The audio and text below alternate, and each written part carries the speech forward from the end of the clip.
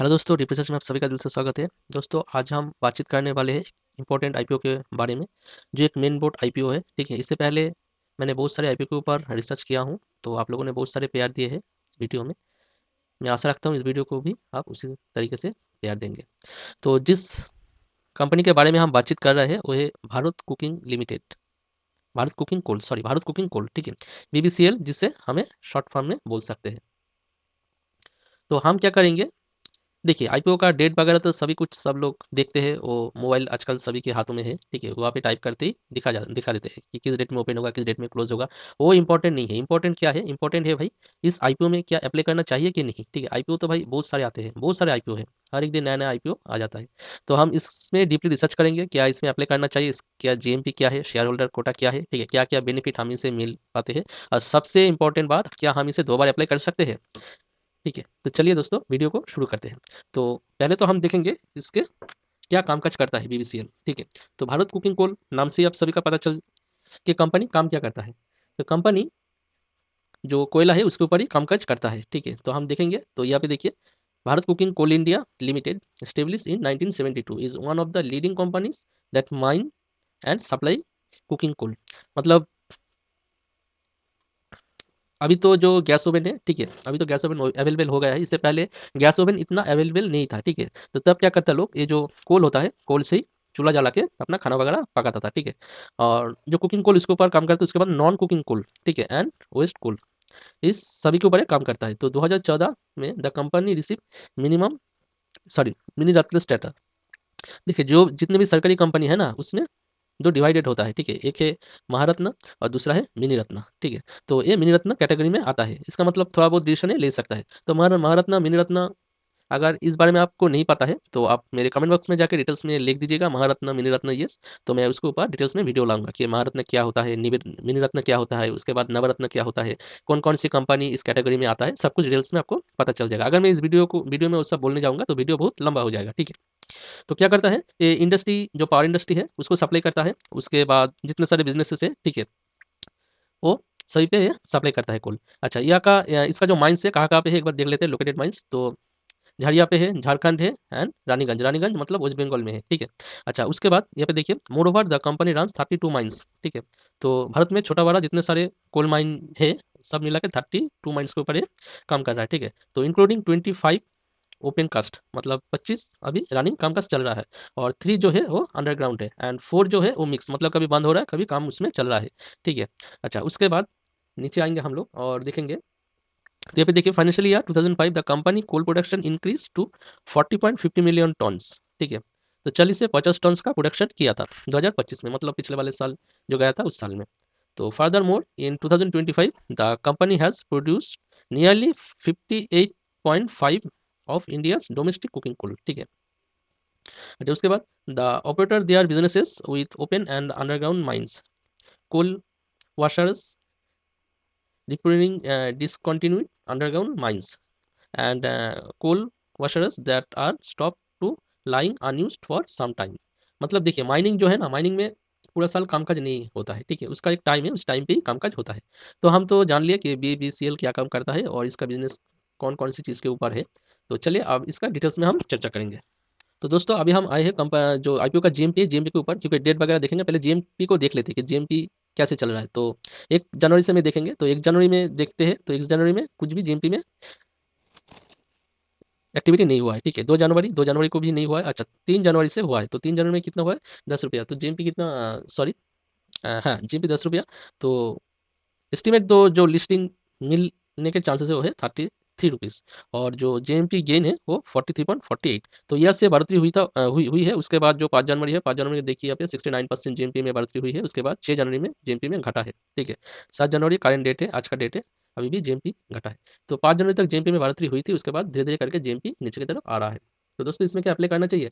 देखिए, कोई भी कंपनी में अप्लाई करने से पहले आपको पता होना चाहिए कि जीएमपी स्टेबल नहीं है। ठीक है, जीएमपी जो आपको दिखा रहा है ना, ये स्टेबल नहीं है, ये सिर्फ मार्केट में जो डिमांड है इस कंपनी का या फिर इस प्राइस का, उस डिमांड के दौरान ही इसमें जीएमपी बढ़ता या घटता है। ठीक है, तो इससे पहले मार्केट में ऊपर की तरफ मूव कर रहा था, और वैसा कोई नेगेटिव न्यूज़ था नहीं था, जिस वजह से क्या है, इसमें जीएमपी बढ़ता गया। तो 50% जीएमपी मेरे हिसाब से ठीक ठाक है, कोई बुरा नहीं है, ठीक है। तो आगे देखते हैं, कल तो फर्स्ट डे है, तो उसके ऊपर भी हम आएँगे, ठीक है। डिटेल्स डेट के कौन सी डेट में क्या लिस्टेड हो रहा है, ठीक है, सब कुछ। तो चलिए देखते हैं। तो दोस्तों आईपीओ के डिटेल्स के ऊपर हम लोग आ चुके हैं, तो यहाँ पे देख सकते हैं आईपीओ ओपन कब हो रहा है, 9 जनवरी को, मतलब कल का दिन आईपीओ ओपन होगा। कब ओपन होगा? 10 बजे के बाद, ठीक है। अब ऑर्डर 10 बजे के बाद लगाएँगे तो आपको तुरंत ही जो नोटिफ़िकेशन आता है वो आ जाएगा, ठीक है। कोई भी यूपीआई से आप अगर इसमें अप्लाई करना चाहते हैं या फिर डायरेक्ट अपने अकाउंट से, तो तुरंत ही आपको नोटिफ़िकेशन मिल जाएगा। अगर इससे पहले आप अप्लाई करेंगे तो आपको नोटिफ़िकेशन आने में थोड़ा दिक्कत होता है, ठीक है, थोड़ा टाइम लगता है। अच्छा, उसके बाद आईपीओ क्लोज़ कब हो रहा है? तो आईपीओ हो रहा है 13 जनवरी को, ठीक है। 9 जनवरी को ओपन हो रहा है, 13 जनवरी को आईपीओ क्लोज़ हो रहा है। अच्छा, उसके बाद जो अलॉटमेंट डेट कब है? देखिए 14 जनवरी को अलॉटमेंट डेट है, तो 14 जनवरी तो मिलता नहीं है भाई, तो मिलते-मिलते 15 जनवरी को ही दिखा जाता है कि किसका अलॉटमेंट हुआ है, किसको नहीं हुआ है। उसके बाद रिफंड कब मिलेगा? 15 जनवरी को मिलेगा, ठीक है। और 15 जनवरी को अगर आपको नहीं मिलेगा, रिफंड नहीं आया, तो आपको मिनिमम 1 हफ्ता वेट करना पड़ता है, ठीक है। 1 हफ्ता आपको वेट करना पड़ता है, ठीक है। इससे कुछ-कुछ इश्यू में देखा गया है कि 1 हफ्ते बाद भी जो आपका पैसा है, वो अकाउंट में क्रेडिट होता है। अच्छा, उसके बाद देखेंगे क्रेडिट टू डीमैट अकाउंट 15 तारीख को ही आपको अकाउंट में आ जाएगा। अच्छा, उसके बाद जो आईपीओ लिस्टिंग कब है? 16 जनवरी को, ठीक है। तो 16 तारीख को मार्केट में और एक नया कंपनी लिस्टेड हो जाएगा। तो आप 13 जनवरी को शाम 5 बजे तक अप्लाई कर सकते हैं। मगर मेरा राय है, अगर आपको अप्लाई करना है तो आप दूसरे दिन अप्लाई कर सकते हैं, ठीक है, 10 जनवरी को। पहले 9 तारीख को आप देख लीजिए कि किस टाइप का सब्सक्रिप्शन हो रहा है, ठीक है। मुझे लगता है कि इसमें सब्सक्रिप्शन भाई ओवर सब्सक्राइब ही होगा, क्योंकि जो प्राइस है, प्राइस के ऊपर भी हम आएँगे। जो प्राइस बैंड है, प्राइस बैंड एक मतलब क्या बोलूँ, ठीक है, बहुत ही चीप प्राइस में मिल रहा है, जिस वजह से क्या है, भर-भर के इसमें लोग अप्लाई करेंगे। अच्छा, उसके बाद आ जाते हैं नीचे की तरफ। तो दोस्तों यहाँ पे हम देखेंगे QIB and retail and NII, ठीक है। इन तीनों जो शेयर होल्डर्स है, उन लोगों के लिए कितना-कितना शेयर जो कोटा है रखा गया है, ठीक है। तो पहले हम देखेंगे क्यूआईबी, जो ऊपर वाला है, ये है क्यूआईबी, उसके बाद रिटेल, उसके बाद नीचे है एनआईआई, ठीक है। अच्छा, तो चलिए देखते हैं जो क्यूआईबी है, क्यूआईबी के लिए 50% कोटा रखा गया है, ठीक है।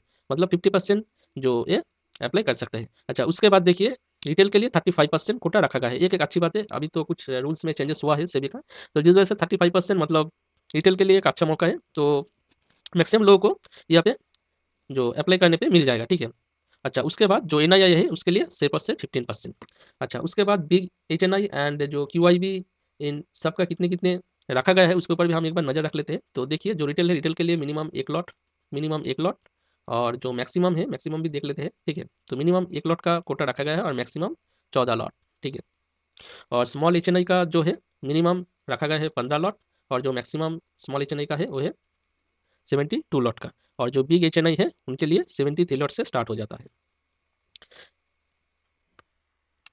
तो यहाँ पे दोस्तों देख सकते हैं जो शेयर होल्डर्स है, मतलब जिन जिनके पास कोल इंडिया का शेयर है, ठीक है, तो उनको अप टू 2 लाख तक लिमिट है, और जो एम्प्लॉय है, मतलब जो लोग काम करते हैं इस कंपनी के साथ जुड़े हुए हैं, तो उनके लिए अप टू 5 लाख का जो लिमिट है वो रखा गया है, ठीक है।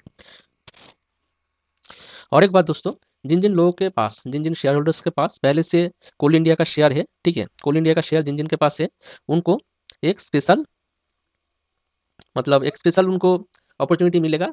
क्या ये? वो लोग 2 बार अप्लाई कर सकते हैं, ठीक है। जिन-जिन के पास कोल इंडिया का शेयर पहले से है।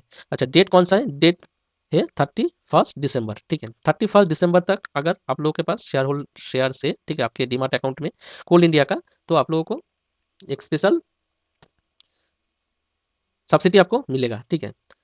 और साथ ही देखेंगे इसका जो फाइनेंशियली किस तरीके से फाइनेंशियली जो ये है, मतलब जो प्रॉफिट एंड लॉस का जो शीट है, एक बार देख लेते हैं। तो यहाँ पे देख सकते हैं करीब नेट सेल्स हुआ था 2021 को 6,567 करोड़ का, ठीक है। उसके बाद मार्च को कितना हुआ? 10,127 करोड़ का। उसके बाद मार्च 23 में हुआ 13,296 करोड़ का, और मार्च 24 में हुआ था 14,045 करोड़ का। उसके बाद मार्च 25 में 13,998 करोड़ का। तो लगभग देखा जाए तो साल और साल ये जो सेल्स है, सेल्स तो बढ़ते गए हैं, ठीक है। उसके बाद जो नेट एक्सपेंडिचर है वो भी एक बार देख लेते हैं, खर्चा किस तरीके से हुआ है। तो सेल्स होगा तो खर्चा तो होगा ही भाई, ठीक है। ऊपर से सरकारी कंपनियां हैं तो इसमें भर भर के भाई खर्चा होता है। अच्छा, उसके बाद इसमें देखेंगे नेट प्रॉफिट, क्या कंपनी प्रॉफिट में है? हाँ, कंपनी प्रॉफिट में है। पहले 2021 में तो इसका लॉस में था, 1202 करोड़ का लॉस था। उसके बाद 111 करोड़ का प्रॉफिट हुआ था 2022 में। उसके बाद 2023 में 664 करोड़ का प्रॉफिट हुआ। उसके बाद 2024 में 1564 करोड़, ठीक है। और हाल ही 2025 में 1240 करोड़ का प्रॉफिट हुआ है। तो फिलहाल तो करंट सिचुएशन में देखा जाए तो थोड़ा बहुत प्रॉफिट में गिरावट हुआ है, ठीक है। तो आगे देखते हैं कंपनी किस टाइप से कामकाज करते हैं, और जो ईपीएस में भी बढ़ोतरी हुई है। तो 2024 में ईपीएस में अच्छा था, 34 था, अब जाके 27 हुआ है। और इसका जो मार्केट प्राइस ठीक है 10 करोड़ के आसपास है, तो हम इसे एक मिड कैप कंपनी बोल सकते हैं, ठीक है। और इसका जो फेस वैल्यू है वो भी 10 है, मतलब भविष्य में ये स्प्लिट दे सकता है। तो देखते हैं दोस्तों काल किस तरफ मूव करता है, ये सॉरी काल इसमें किस टाइप से सब्सक्राइब होता है। तो मेरे हिसाब से तो पहला दिन सब्सक्राइब तो बहुत अच्छा से ही होगा, मगर मेरे हिसाब से तो भाई वेट करके देख लेना चाहिए कि पहला दिन किस टाइप का सब्सक्रिप्शन होता है, ठीक है। यूआईबी कितना सब्सक्राइब करता है, एनआईआई कितना सब्सक्राइब करता है, उसके बाद रिटेल रिटेल तो भाई सब्सक्राइब करेगा ही, जो प्राइस बैंड है 22 से 23 रुपया है, ठीक है। तो इतने छोटे प्राइस बैंड में तो भाई रिटेल तो भाई भर भर के भाई सब्सक्राइब करेगा, इसमें इसमें कोई डाउट नहीं है, ठीक है। तो 21 से 23 रुपया प्राइस बैंड है इसका। तो इसमें तो भाई रिटेल भर भर के आएगा, क्योंकि रिटेल वहाँ पे ही जाता है जहाँ पे जो प्राइस है वो कम कीमत होता है, ठीक है। तो 23 रुपया कट आउट प्राइस है। तो मुझे लगता है पहले ही दिन भाई रिटेल का जो कोटा है वो भाई फुलफिल हो जाएगा, उसके बाद क्यूआईबी और एनआईबी है। और मेरे हिसाब से भाई दूसरा दिन वेट करना चाहिए, दूसरा दिन को, ठीक है। दूसरे दिन को आप जाके 12 बजे के पहले पहले आप सब्सक्राइब कर सकते हैं। और कुछ केस में तो भाई मैं ठीक है स्पेशली मैं कुछ केस में तीसरे दिन भी सब्सक्राइब करता हूँ, वो करीब 1 से 12 से 1 बजे तक। तो इसका जीएमपी में तो घट रहा है, तो देखते हैं कल इसका जीएमपी कितना दिखाता है। तो आप चैनल के साथ जुड़े रहें ताकि आपको लेटेस्ट अपडेट मिल सके, ठीक है। और एक बात दोस्तों, मैं कोई सेबी रजिस्टर हूँ नहीं कि आपके बाय सेल का सलाह दे सकूँ, ठीक है। आप अपना खुद का रिसर्च लगा के और अपने जो फाइनेंशियल एडवाइजर है उसके साथ बातचीत करके बाय सेल का डिसीजन लें, ठीक है। तो मिलते हैं अगले वीडियो में, तब तक के लिए जुड़े रहें डीप रिसर्च के साथ।